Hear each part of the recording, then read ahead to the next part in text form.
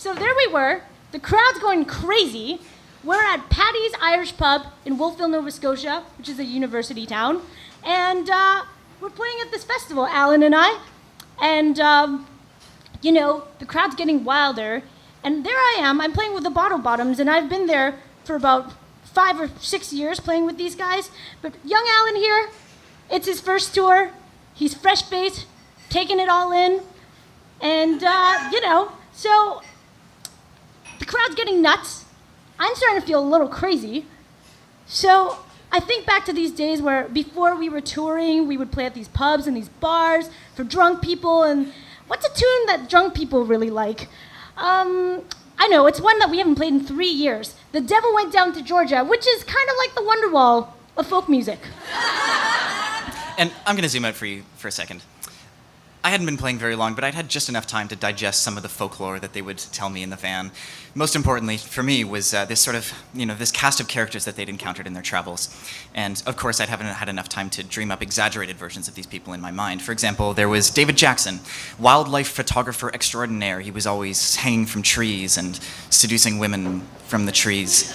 And there was Chris McCann, this sort of improvised music Buddhist monk. He would just perch in his living room in Montreal, and he would invite young disciples into his house to teach them things about music and feed them pizza. And most famously of all, the very sound of his name enough to strike fear in the hearts of anyone as young and fresh-faced as I was. Evil genius type, sort of a mystifying tones just exploding from his fiddle whenever he touched it. Spawned of the ashes of everything that folk music had ever rejected.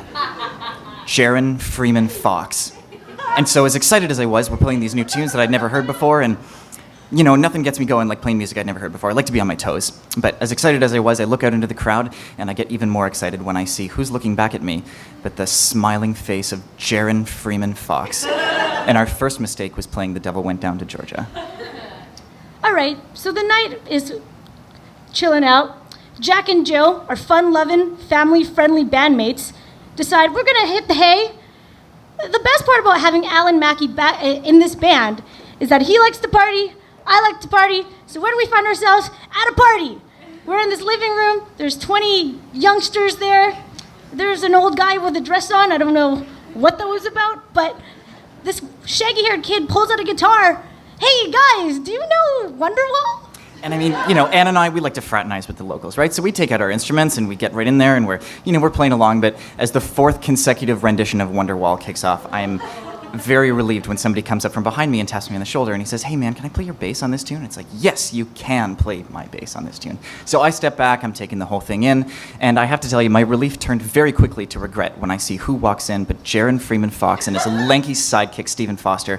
Rumors aside... Whoa, hold on. Lanky, I would say more like chisel-bodied. Lanky, chisel-bodied, doesn't matter. Despite the rumors, Jarron Freeman Fox, he's the best in the land, and he gets in that jam, and I wish I was still in there with him, And I want to play with him too. Despite all the rumors, I know he hates the flute, and I play the flute, but I'm just gonna get in there with the devil himself. He's conjuring up all these mystical soundscapes and sonic sorcery, and I'm hanging in there, but the locals are dropping out like flies, and with one fell swoop, Jarron Freeman Fox kills the jam. So, we disperse, and I'm okay with this, so I find myself in the corner with Stephen Foster, and Stephen Foster's looking pretty good. Do you know him? He looks a little familiar to me, actually. The lanky sidekick of Jarron Freeman Fox? Well, like chisel-bodied Stephen Foster. I'm gonna go research this. I'm gonna go talk to him. Meanwhile, I'm at the back of the room putting the moves on the starry-eyed fan that had invited us to this party in the first place, and, some chats, some talks. I mean, I have to say, I think things are going pretty well. I mean, Anne might have a different story to tell about this. Well, I would say something about Alan Mackey here because to date I have been on many, many tours with him, and he falls in love pretty easily, probably every single tour, or maybe like every single city, or like maybe every show. Enough of that. I swear, this one was different. From the second she opened her crisp lips and tipped her hat to me and asked me for a cigarette, I knew we were to be wed, and I was sort of holding hands. Anyways, a few chats, a few talks, a few laughs, whatever, that whole thing. Our rides back to the accommodation is waiting on the front porch, and so Anne and I decide to make our courtships into multi-episodic affairs, and we head off to bed. So the next day happens. And Jarron Freeman Fox's show is first thing in the morning. Of course, we make a beeline right to the front row seats. I'm there, Alan Mackey to my right. And to my right is Starry-Eyed, who I ran into in the lobby, and so I met her. And we've been sitting there looking at our watches, and it's been like 45 minutes. And finally, the MC comes on stage. Sorry, folks. Sorry for the delay.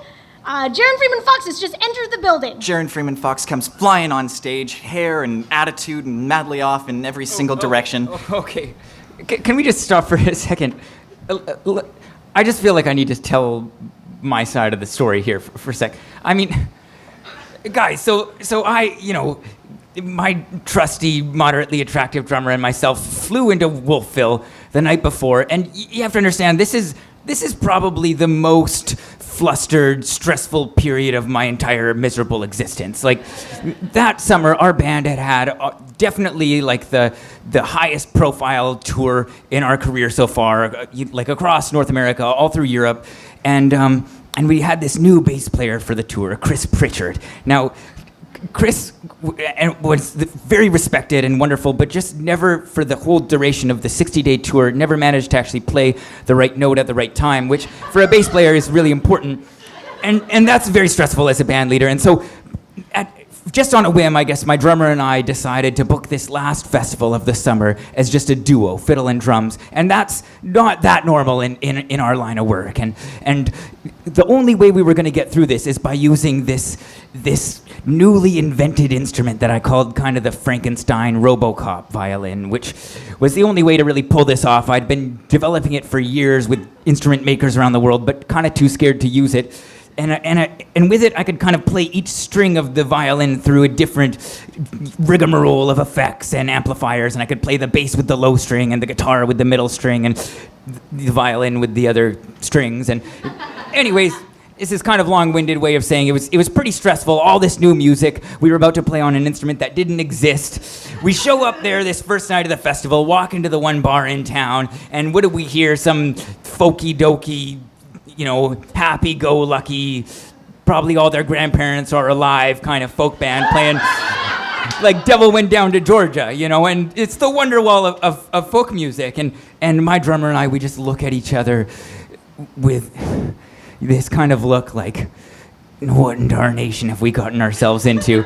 There's only one thing to do at this point, which is drink. So the next thing I know, Steve, my drummer's shaking me awake in the morning. I'm like, how did you get in here? He's like, dude, our first set of the day is not at 10 p.m., it's at 10 a.m. We were supposed to be on stage 5 minutes ago. We run down to the venue, and, I'm trying to plug in this invented instrument, which is basically, telephone wires and Ethernet cords and essentially barbed wire, and kind of just feeling like a screaming aardvark being sautéed in a saucepan of spicy sriracha. All that to say, the show did not disappoint. Mystical soundscapes, sonic sorcery, whatever she said. Until the last song, Jarron Freeman Fox looks out into the audience, and he looks right at me and Starry-Eyed, and he says, "Here's one for some new friends from last night." And he launches into singing the most heartfelt ballad I'd ever heard, interweaved with this beautiful composition, and the whole time he's just standing up there with this grin on his face, and he's winking at me. It was like he was peeing on the tree next to which I had built the burrow for Starry-Eyed and I, and it was then that I realized that I had a challenger.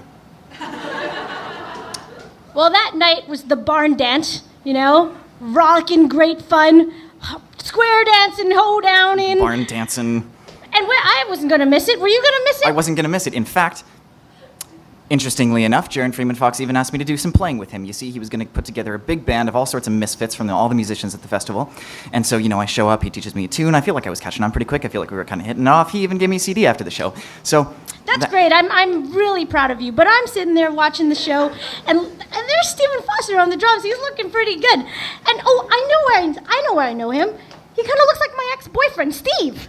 So he's sitting there, and I'm feeling the heat of the room, or maybe it's like the heat in my heart, or like more like the heat in my loins. Anyways, Jarron Freeman Fox's set finishes, and the whole thing kind of turns into a bit of a Balkan DJ dance party, if you know what I mean. And I find myself on the just right on the dance floor in a living love triangle with Starry-Eyed and Jarron Freeman Fox. And short of getting naked right there, we're sparing no expenses. It's unclear who's trying to impress who, but like somebody's doing the lawnmower, and somebody's like got both cheeks on the floor, and But I know in my heart, I'll tell you, I know in my heart. In fact, I can already hear the pitter-patter of little feet between Starry-Eyed and I take her hand and I glance out the window to the sunrise over the Bay of Fundy. All right, okay, that's great. That's great. So the night ends, Jack and Jill, as per usual, go to bed early.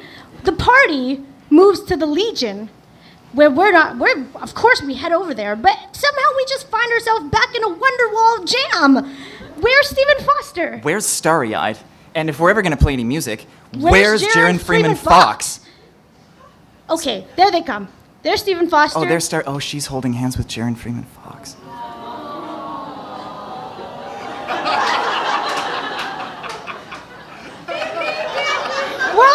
march straight up to Jarron Freeman Fox and I say, maybe I can get up myself out of this Wonderwall jam. Jarron, what do you say we go to the next room and start a secret jam?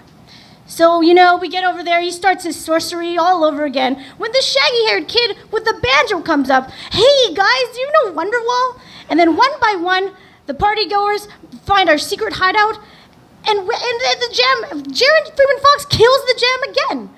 Meanwhile, in frantic disbelief of what I had seen earlier, I'm hearing the 17th consecutive rendition of Wonderwall kick up from across the room, and I'm trying desperately to put the finishing touches on this whole thing with Starry-Eyed, but I can see that the stars in her eyes are fading, and she's taking every chance she can to glance over my shoulder where Jarron Freeman Fox is sitting, and so wanting to give it some space, I figured, hey, this night can't be such a disaster. I'm gonna go do some winging for Anne. So I see lanky Stephen Foster. He's over at the bar. He's leaning. He's checking out the scene. He likes to lean. So we go over there, or I go over there, I should say, and wait, I said, and you said what? Well, I said, hey, Steve, I'm gonna play high school messenger here.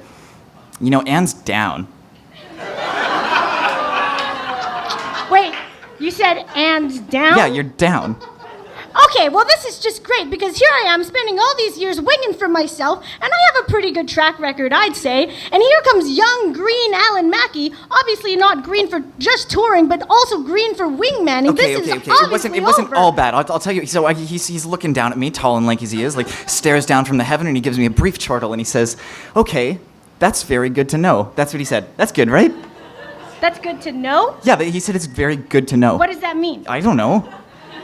Okay, let's go figure this shit out. So, the party ends, the doors are locked, the locals have gone home, we're outside, standing in a circle. There I am, Stephen Foster. It's me and Starry-Eyed and Jarron Freeman Fox.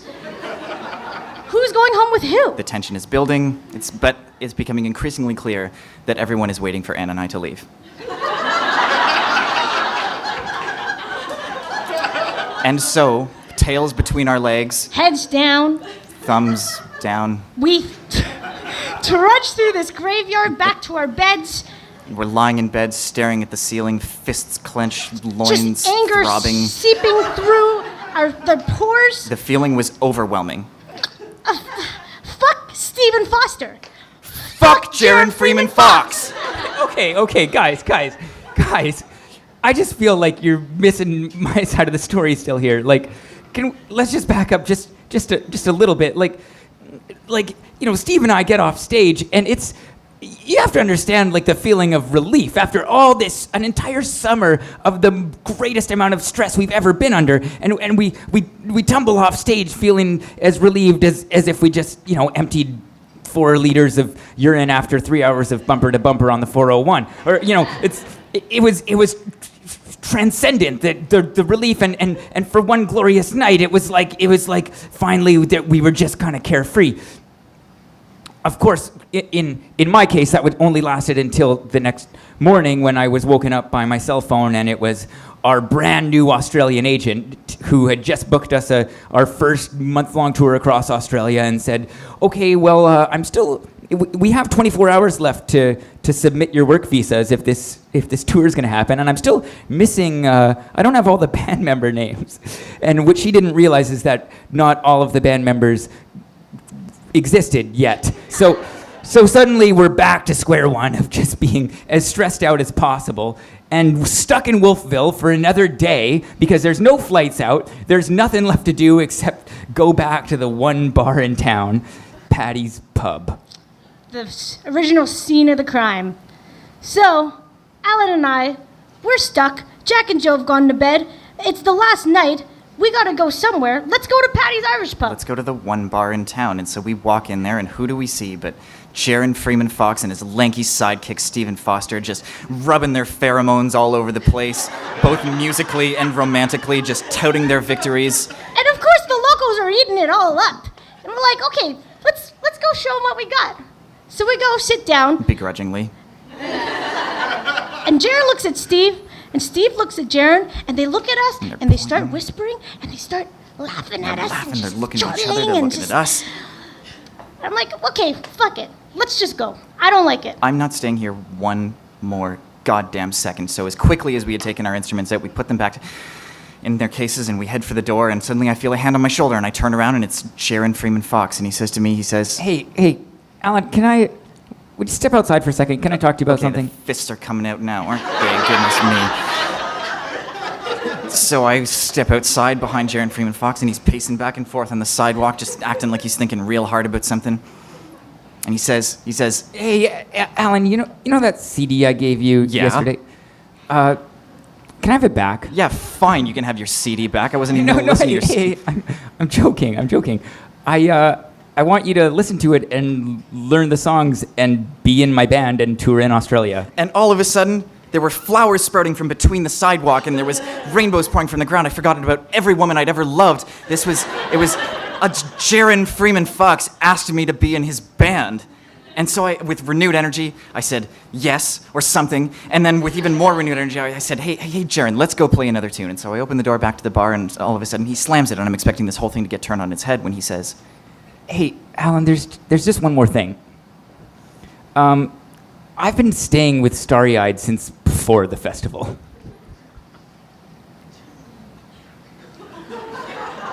Our life's great now.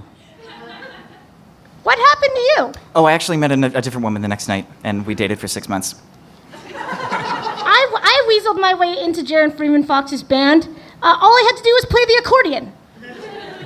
We now live in one glorious commune where nobody wears clothes and tour the world. We're going to China in like almost 10 minutes. But whatever happened to Stephen Foster? I had a girlfriend.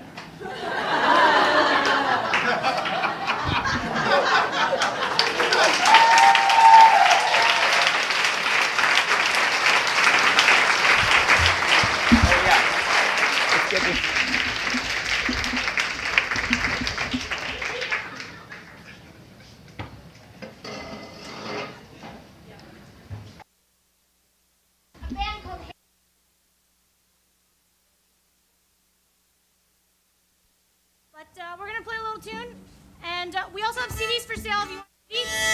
That's it.